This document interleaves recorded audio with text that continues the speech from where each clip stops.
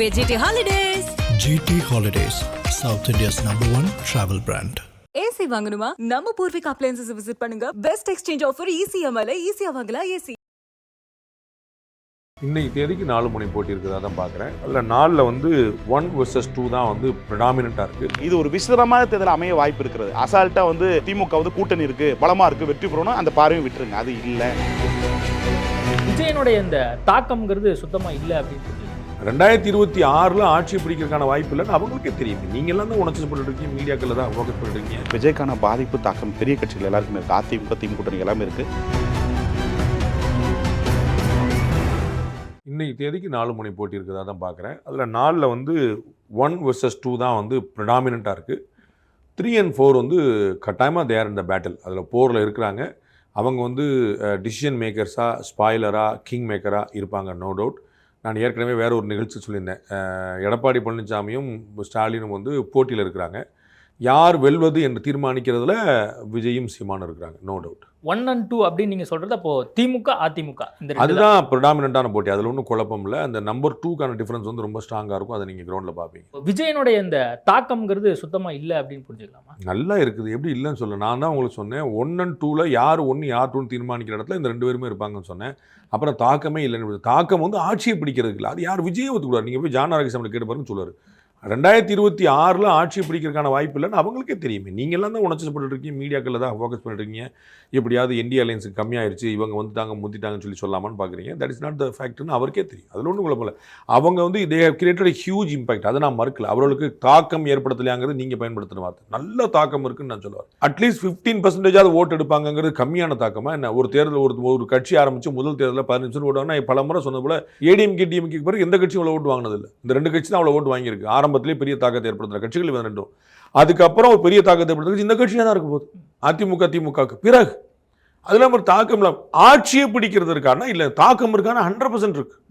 ஆட்சியை பிடிக்க முடியுமானா 2026 இல்லை. இதுக்கு மேலே உங்களுக்கு டெக்னிக்கலாக கரெக்டாக எக்ஸாக்டாக பெர்டினெண்ட்டாக யார் சொல்ல முடியும் சொல்லுங்க. தாக்கம் அப்படின்னா அப்போ அது பாதிப்பை யாராவது ஒரு கட்சிக்கு வந்து ஏற்படுத்தும். அது திமுக கூட்டணிக்கு அதிமுக கூட்டணி யாருக்குன்னு சொல்ல முடியாதுங்கிறதான த்ரில்லே. அதில் உள்ள சஸ்பென்ஸ் த்ரில்லே இதுதான். நான் நினைக்கிறேன் டிஎம்கேக்கு ஒரு போட்டு கூட இருக்கும், ஏடிஎம்கேக்கு ஒரு போட்டு கம்மியாக இருக்கும்னு நினைக்கிறேன். ஒரு பேச்சுக்கு சும்மா ஒரு உதாரணம் உங்களுக்கு புரிய வைக்கிறக்கா சொன்னால் 18% ஓட்டு வந்து டிவிக்கே வாங்குச்சுன்னு. அதில் 10% லாஸ் வந்து டிஎம்கே அலையன்ஸுக்கும், 8% லாஸ் வந்து ஏடிஎம்கே அலையன்ஸுக்கும் நினைக்கிறேன். ஸோ 2% வந்து ஏடிஎம்கே அட்வான்டேஜ் ஆகும். அந்த மாதிரி நான் சும்மா ஒரு குத்துமதிப்பு என்ன சொல்கிறேன். அது வந்து 2 பேருக்குமே இருக்கும். யாருக்குன்னு கணிக்க முடியும். நீங்கள் பார்த்துங்க, நீங்கள் செஃபாலஜியில் நீங்கள் வந்து அந்த கருத்து கணிப்பெல்லாம் பண்ணுறவங்கள்ட்ட கேட்டால் சொல்லுவாங்க 3% வரைக்குமே வந்து ஒரு ஸ்விங்கை வந்து ப்ளஸ் ஆர் மைனஸ் தான் சொல்லுவாங்க. அது வந்து எப்படினாலும் போயிடலாம். 3% ஒருத்தர் அட்வான்டேஜ் எடுத்துட்டாருன்னா அவர் ஜெயிப்பார்னு சொல்லிட முடியாது. 3% ஒருத்தர் பின்னாடி இருந்தாருன்னா ஒருத்தர் தோற்றுவார்னு சொல்ல முடியாது. 3%ங்கிறதே வந்து எரர் மார்ஜின் தான். அது முன்ன போகலாங்கிறது. ஏன்னா 5,64 லட்சம் வாக்காளர் வாக்களிக்க போகிறாங்க. ஸோ நம்ம வந்து ஒரு 5,000 பேர் 6,000 பேர் கேட்டு இவர் தான் ஜெயிக்க போகிறான்னு சொல்ல முடியாது. அந்த ஸ்விங்கை நம்ம கண்டுபிடிக்க முடியும். அந்த எந்த சைடு இந்த வேவ் இருக்குன்னு கண்டுபிடிக்க முடியும். ஆனால் எக்ஸாக்டாக நம்ம வந்து அந்த நம்பர் சொல்லிட முடியாது. அப்போ வந்து அட்வான்டேஜ் ஏடிஎம்கே இருக்குது. அதில் வந்து ஏடிஎம்கே ஓட்டை கொஞ்சம் கம்மியாக ஸ்பாயில் பண்ணுறாரு, அதை விட அதிகமாக டிஎம்கே ஸ்பாயில் பண்ணுறாருன்னு நான் நினைக்கிறேன். அட்வான்டேஜ் வந்து இப்போ திமுக கூட்டணிக்கு தான் இருக்கு அப்படின்னு சொல்லி ஒரு சில சர்வேக்கள் வந்து சொல்லிட்டு இருக்கு. தனிப்பெரும்பான்மையாக எந்த கட்சி அதிக அளவில் வாக்கு வச்சிருக்கு அப்படின்னு பார்க்கும்போது தாவேகாக்கு 19.2, திமுகவுக்கு 17.7 அப்படின்னு சொல்லி அண்மையில் இந்த லயலா முன்னாள் மாணவர்கள் எடுத்து அந்த கருத்து கணிப்பில் வந்திருக்கு. இது நீங்கள் எப்படி பார்க்குறீங்க? அதிமுகவுக்கு 15.32 அப்படின்னு சொல்லி வந்திருக்கு. அவங்க தான் சொல்லணும் எப்படி பண்ணாங்கன்னு. ஏன்னா ஒரு கருத்து கணிப்பை வந்து பொய் சரி அப்படின்னு சொல்கிற ஆளுத்துல நான் கிடையாது. ஏன்னா நான் கருத்து கணிப்பு நடத்துகிறேன். ஒவ்வொருத்தரும் நடத்துகிற விதம் வேறையாக இருக்குது. அதனால அது அவங்க தான் சொல்லணும். இப்போ வந்து ஒரு படம் அவார்டு வாங்கிருச்சு அப்படின்னா இன்னொரு படம் வந்து மொக்க படம் படி அர்த்தம் கிடையாது. அவங்க வந்து அந்த படத்தை அவார்டு சொல்லியிருக்காங்க, அவ்வளோ. அது மாதிரி இவர்களும் சொல்லியிருக்காங்க. அது அப்படி தான் உண்மையாக இருக்கணுங்கிற அவசியம் இல்லை. அது உண்மையாக இருக்கலன்னா அவங்க எப்படி பண்ணாங்கிறது அந்த மாதிரி. ஸோ இது அவங்க தான் கேட்கணும். என்னே நீங்கள் கேட்டீங்கன்னு நாங்கள் சொல்கிறோம். நாங்கள் இதுக்கு முன்னாடி நாங்கள் 2 சர்வே இப்போ ரீசெண்டாக இந்த எலெக்ஷனை ஒட்டி நாங்கள் பண்ணியிருக்கோம். அதில் ஒரு சர்வேல 3% வந்து டிஎம்கே அட்வான்டேஜ் எடுத்துச்சு. அடுத்த சர்வேல 3% ஏடிஎம்கே அட்வான்டேஜ் எடுத்துச்சு. 2 சர்வேலுமே இப்போ டிவிக்கு வந்து 20% எடுத்துச்சு. ஸோ வந்து அந்த ஸ்விங் வந்து இந்த பக்கம் மாறி வருதுன்னு நான் நினைக்கிறேன். எப்படி நடத்துறீங்கன்னு நீங்கள் என்கிட்ட பேட்டி கேட்டிருக்கீங்க, நான் பதில் சொல்லியிருக்கேன். ஒவ்வொரு கேள்வியாக கேட்டு ஒவ்வொரு நம்பராக கேட்டீங்க. அதை என்னால் எக்ஸ்பிளைன் பண்ண முடியும். பிகாஸ் நாங்கள் நடத்துகிற சர்வே கீழே என்ன பண்ணாங்க, என்ன போனாங்க, என்ன பேசுனாங்க, யார் என்ன சொன்னாங்க எனக்கு தெரியும். எந்தெந்த ஊரில் ஸ்ட்ராங்காக இருந்துச்சு எனக்கு தெரியும்.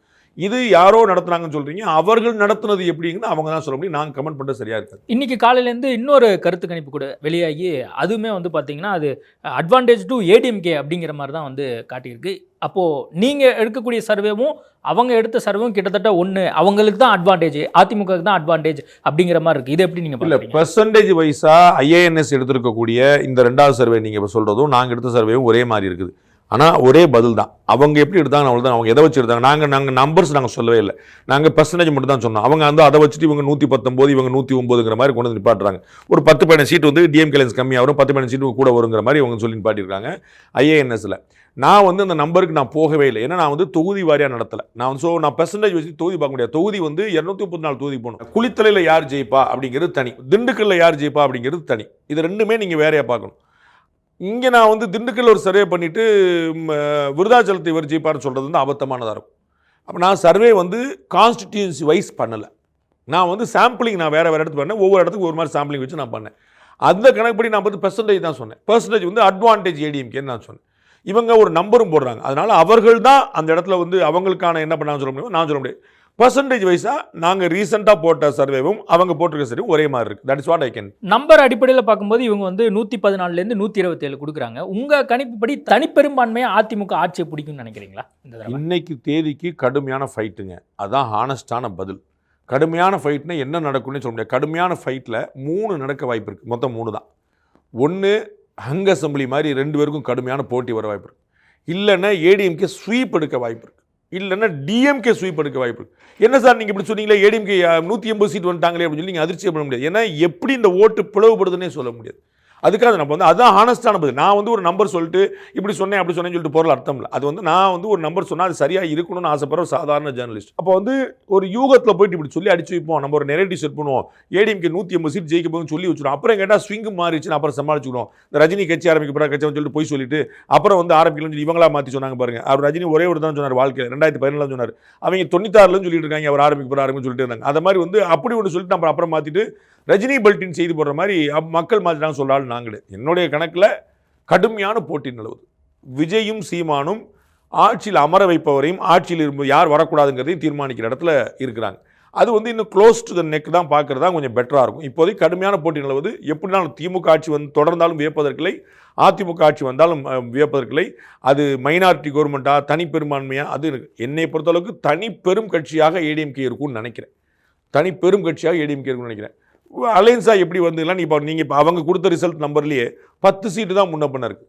ஸோ 10 சீட்டில் எப்படினாலும் எப்படினாலும் வந்து நிற்கலாம்ல, நீங்கள் சொல்ல முடியாது. ஸோ இப்படி போய் நான் ஒரு எப்பயுமே வேற ஒரு இடத்துல பேசிட்டு இருந்த மாதிரி ஒரு 5% மேலே டிஃபரன்ஸ் இருந்தால் தான் கான்கிரீட் விக்டரி பற்றி பேச முடியும். இல்லைங்க கிளியராக ஒரு ஸ்விங்கு தெரியுதுன்னு 5% கீழே எந்த பார்ட்டி இருந்தாலும் சரி, அது ஏடிஎம்கே லீட் எடுத்தாலும் சரி, டிஎம்கே 5% கீழே என்ன டஃப்பான ஃபைட்டுங்கிறது ஹானஸ்டான பதில். நான் வந்து 2014 களத்திலேயே சர்வே பண்ணிட்டு அடிப்பில் சொல்கிறேன்.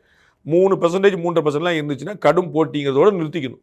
அவனை இவங்க இப்படி சீட்டு அவங்க அப்படி சீட்டு அப்படின்னு சொல்றதெல்லாம் வந்து சும்மா ஒரு நம்ம இன்னைக்கு கிடைச்சது மைக்கிங்க சொல்றக்கா இருக்குமே தவிர ஃபேக்டாக இருக்கணுங்கிற அவசியம் இல்லை. விஜய் வந்தால் ஆட்சிக்கு வந்தால் எங்கள் பிரச்சனையை தீர்ப்பாரு அப்படிங்கிற மாதிரியான நிறைய இடங்களில் விஜய் வரும்பொழுது அப்போது இது அப்படியே கொஞ்சம் டேர்ன் ஆகிற மாதிரி இருக்கே கடந்த ஆய்வை கம்பேர் பண்ணும்போது. தேர்தல் அரசியல் வந்து கடந்த இப்போ சேஞ்சஸ் இருக்குது கிரௌண்டில் நம்ம ஒத்துக்கணும். அதுக்காக வந்து பிடிவாதம் பிடிக்கூடாது.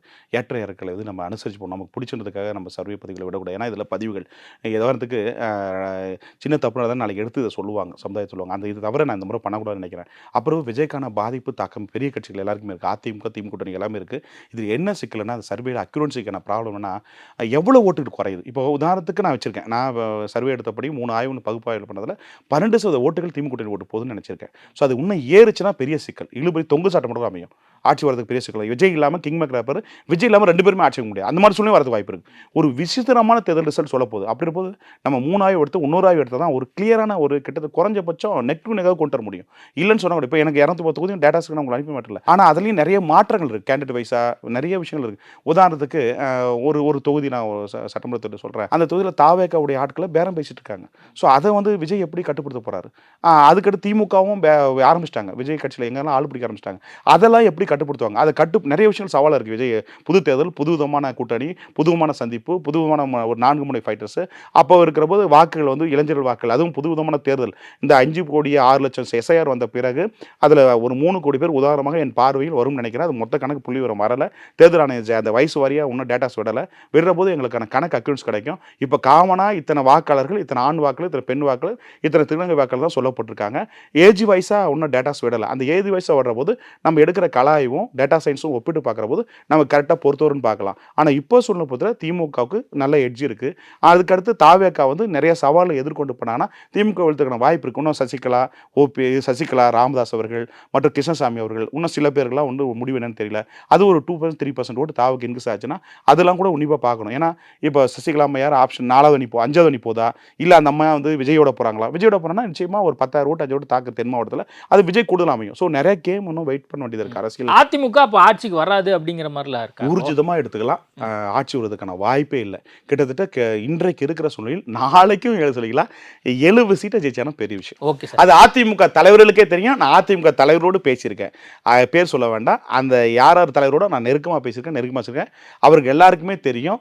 அப்படி இருக்கிற போது அவர்கள் அளவுகளை தெரிந்தான் தேர்தல் சந்திக்கிறாங்க. பாலிடிக்ஸை மேக்கப் பண்ணணும், கடந்து போன்றதுல நிறைய தலைவர்கள் இருக்காங்க. அதில் அந்த கட்சியும் ஒரு கட்சியாக இருக்குன்னு பார்க்கலாம். அதுக்காக குறைவாக மதிப்பிட சொல்ல அதிமுக எம்ஜிஆர் ஜெயலலிதா ஆண்ட கட்சி இன்றைக்கு 3வது இடத்தை 80 தொகுதி இழுபறியாக போகிற நிலைமை இருக்குது.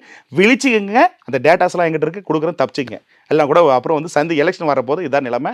ஸோ வருமுன் காப்பது சிறந்தது. 80 தொகுதியில் எனக்கு அக்யூரன்ஸ் டேட்டாஸ் எங்கிட்ட இருக்குது, தப்பிச்சு கொள்ளுங்க. நான் இருக்கிற எஞ்சிய காலத்தாவது 80 தொகுதியில் அதிமுக டெபாசிட்ல வாய்ப்பு இருக்குது தாவேக்காவால. அதே மாதிரி தாவேக்கால திமுகவுக்கும் பெரும் சவால் இருக்கிறது. இது ஒரு விசித்திரமான தேர்தல் அமைய வாய்ப்பு இருக்கிறது. அசால்ட்டா வந்து எடுத்துக்கணும். திமுக வந்து கூட்டணி இருக்கு, பலமா இருக்கு, வெற்றி பெறணும், அந்த பார்வையை விட்டுருங்க. அது இல்லை. இந்த எலெக்ஷன் ஒர்க் அவுட் ஆகாது. இந்த எலெக்ஷனை பொறுத்த ஒரு விசித்திரமான எலெக்ஷனா புது ஸ்டோரியை உருவாக்கும். அதே பழைய வரலாற்றுகள் இப்போ சட்டமன்ற நாடாளுமன்ற தேர்தல் நடந்ததெல்லாம் ஒப்பிட்டு பார்க்க வேண்டாம். அதுவும் இதுவும் என்டையர் மாறுபட்ட ஒரு ஸ்டோரியா இருக்கும். ஏன்னா 2000 28 ஆண்டுகள் தமிழ்நாட்டு அரசியல் உன்னிப்பு சொல்றேன். நானே விசித்திரமாக பார்க்குறேன். விசித்திரமாக தேர்தல் வரும், சதவீதங்கள் சத்தியமாக மாறும், சட்டமன்ற தொகுதிகளும் மாறும், கணிப்புகளும் மாறலாம். சட்டமன்ற தொகுதி தொங்கு சட்டமாக அமையலாம், இல்லை தொங்கு சட்டமாக மெஜாரிட்டியால் கவர்மெண்ட் உட்கார முடியாது. இன்னைக்கு 90 இன்னும் 7% ஓட்டுக்களை வந்து வியூகம் எப்படி வகுக்கிறாங்க அடிப்படையில் அந்த 37-39 திமுக நெருங்கினா 138 தொகுதிகள் வெற்றி பெற வாய்ப்பு இருக்கிறது. தாவிக்க பொறுத்தவரை இன்னைக்கு சொல்ல 80 தொகுதியில் 2வது வாய்ப்பு இருக்கிறது. 50 தொகுதியில் வெற்றி பெற வாய்ப்பு தொகுதி இருக்கிறது. அதில் கேண்டிடேட் பிரச்சனை எப்படி மாறினா அதை போக போதான் தெரியும். ஆனால் அதில் 30 தொகுதிகள் தாவேக்கா வெற்றி பெறுவது உறுதியாக இருக்கிறது. கொங்கு மாவட்டத்தில் வெற்றி பெறுவது, டெல்டா பகுதியில் வெற்றி பெறுவது, மதுரை பகுதியில் வெற்றி பெறுகிறது, வடாக்கடு பகுதியில் வெற்றி பெறுகிறது, சென்னையில் சேப்பாக்கத்தில் வெற்றி பெறப்போகுது. இன்னைக்கே சொல்றேன், தாவேக்கா சேப்பாக்கத்தில் வட மாநிலத்தை சேர்ந்த ஒருவர் நிற்க வைத்தால் நிச்சயமா தாவேக்கா சேப்பாக்கம் கலைஞருடைய கோட்டை திமுக கோட்டையில் இன்னைக்கு அதை ஒரு தாடி சொல்றேன், சேப்பாக்கத்தில் திமுக ஜெயிக்குன்னு அறிவிச்சுங்க. ஸோ நிச்சயமா தாவேக்கா வடநாட்டுக்காரனை போட்டானா நிச்சயமா சேப்பாக்கத்தில் ஜெயிக்கும். GT Holidays, South India's #1 travel brand. AC வாங்கணுமா? நம்ம பூர்விகா அப்ளையன்சஸ் விசிட் பண்ணுங்க. பெஸ்ட் எக்ஸ்சேஞ்ச் ஆஃபர் ECMல ஈஸியா வாங்கலாம். ஏசி